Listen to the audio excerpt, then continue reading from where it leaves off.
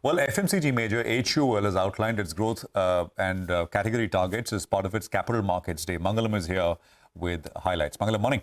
Morning. So the meet starts at 11:30. The company has uploaded its 270-slide presentation on the exchanges already, and these are, important ones to look at, not just for HUL but the entire consumer sector itself. And what's promised actually happens, then it's a crazy look into what HUL 2.0 for this decade looks like. The key highlights: 2 to 4 times potential is what they see in terms of increase across categories. What has happened over the last 3 years is there has been a 200 basis points market share gain with nearly 1.3x jump in revenue as well as profitability. They also see about 100 basis points savings through efficiencies, and they've identified a bunch of brands, the likes of Surf Excel, Vim, Dove, Pond's, etc., at the sweet spot of premiumization. They are seeding a lot of premiumization in the beauty and wellness category, as well as food and refreshments. They've also spoken about 6 long-term opportunities, which is 1 in premium face care, premium healthcare, body wash, home care, condiments, as well as prestige and well-being.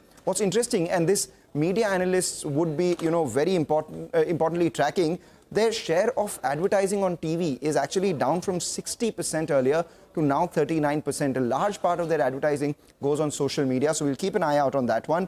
They've onboarded 1.4 million retailers, and 50% of their revenue share is now generated from their Shikhar app itself. And to my mind, the most important development that the company has announced is that they've announced winning in many Indias 2.0. Remember, WIMI 1.0, when it was first announced in 2014, was a transformative exercise to classify India into 16 socio-economic clusters. Now they've gone ahead and further classified these clusters into affluent agglomerations as well. So earlier you were talking about 16 spots in India. Now you are also, talking about that affluent market, which a lot of people are ceding share to a lot of these new digital brands as well. So if HUL goes ahead and does that over the next few years, we can see accelerated growth.